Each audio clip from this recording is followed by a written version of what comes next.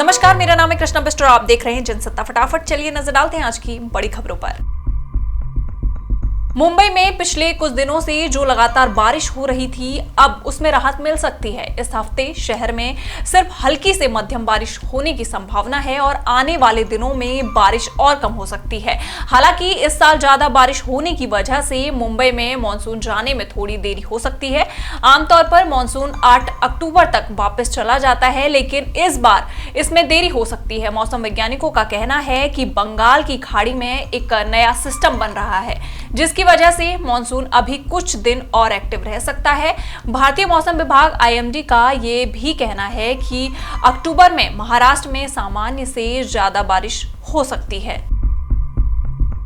वहीं दिल्ली की रेखा सरकार ने कश्मीरी हिंदू प्रवासियों को लेकर बड़ा फैसला लिया है। मुख्यमंत्री रेखा गुप्ता ने गुरुवार को घोषणा की है कि दिल्ली सरकार ने पंजीकृत कश्मीरी हिंदू प्रवासियों के लिए 3,250 रुपए मासिक भत्ते के लिए निर्धारित 26,800 रुपए प्रति माह की आय सीमा को समाप्त करने का निर्णय लिया है। इसके साथ ही राजधानी में रहने वाले इन 1,800 प्रवासियों में से प्रत्येक को उनकी आय चाहे जो भी हो लगभग 39,000 रुपए वार्षिक मासिक वित्तीय भत्ता मिलेगा। मुख्यमंत्री कार्यालय द्वारा जारी एक बयान में सीएम रेखा गुप्ता ने कहा कि राहत दान नहीं है, ये ऐतिहासिक विस्थापन से उत्पन्न एक उचित अधिकार है और इसे मानवीय आधार पर प्रदान किया जाना चाहिए।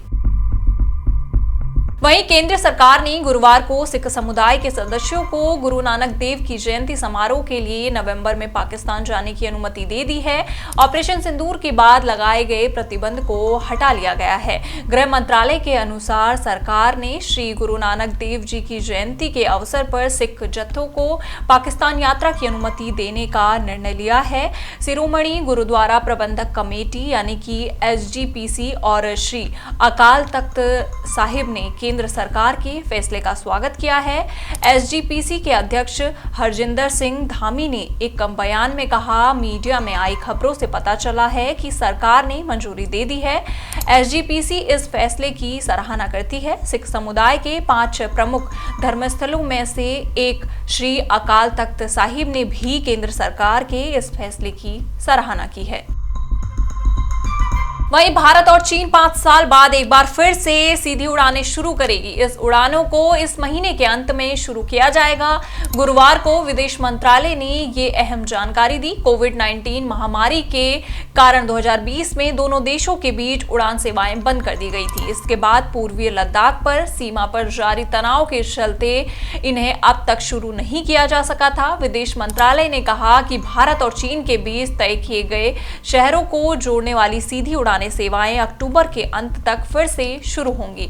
हालांकि ये मामला एयरलाइंस के व्यावसायिक फैसलों पर परिचालन की जरूरतों को पूरा करने पर ही निर्भर करेगा। वहीं देश भर में दशहरा का पर्व गुरुवार को धूमधाम से मनाया गया। लोग रावण, कुंभकर्ण और मेघनाथ के पुतलों का दहन देखने के लिए अपने अपने शहरों के रामलीला मैदान में उमड़ पड़े। कई जगहों पर बारिश होने की वजह से दशहरा का पर्व मनाने के लिए जुटे लोगों का मजा किरकिरा हो गया, लेकिन फिर भी देश भर के तमाम शहरों में रावण के पुतले जलाए गए।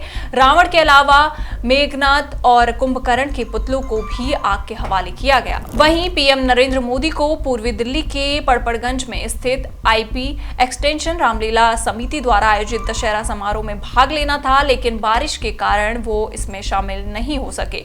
वहीं केंद्रीय गृह मंत्री अमित शाह भी बारिश के कारण प्रीतमपुरा में आयोजित कार्यक्रम में शामिल नहीं हो सके।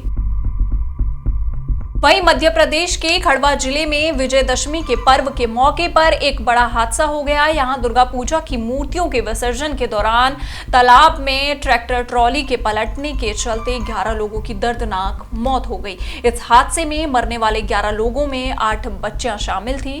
खंडवा में हुए इस दर्दनाक हादसे को लेकर मध्य प्रदेश के मुख्यमंत्री मोहन यादव ने हादसे को लेकर एक्स पर शोक जताया और अपने स्वजनों को खोने वाले परिवारों को 4 लाख रुपए की सहायता राशि प्रदान करने की घोषणा की।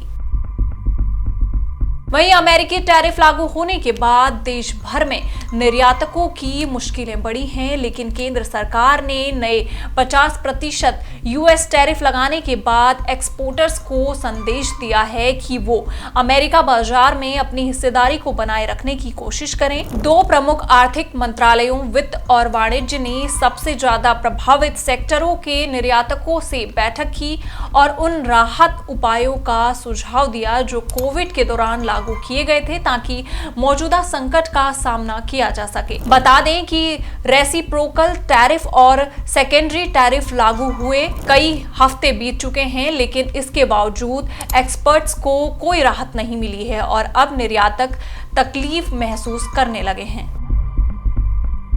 वहीं ऋषभ शेट्टी की फिल्म कंतारा चैप्टर 1 ने पहले दिन 65 करोड़ रुपए की शानदार कमाई की। दशहरा के मौके पर रिलीज हुई इस फिल्म के हिंदी वर्जन ने कमाई में बड़ा योगदान दिया और साल की सबसे बड़ी ओपनिंग करने वाली फिल्मों में से एक बन गई। इस फिल्म ने साल की बड़ी फिल्मों सैयारा और कूली को भी पीछे छोड़ दिया है। टेक्निकल.com की रिपोर्ट के मुताबिक कंतारा चैप्टर 1 ने पहले दिन 65 करोड़ की शानदार कमाई की। सिर्फ हिंदी वर्जन में फिल्म ने 19 से 21 करोड़ का टोटल कलेक्शन किया है, जो काफी अच्छी कमाई है।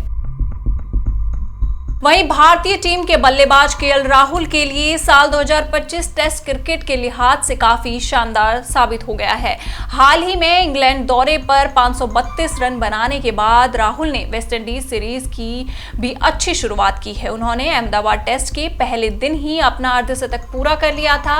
अब दूसरे दिन की शुरुआत में ही उन्होंने एक और कमाल कर दिया है।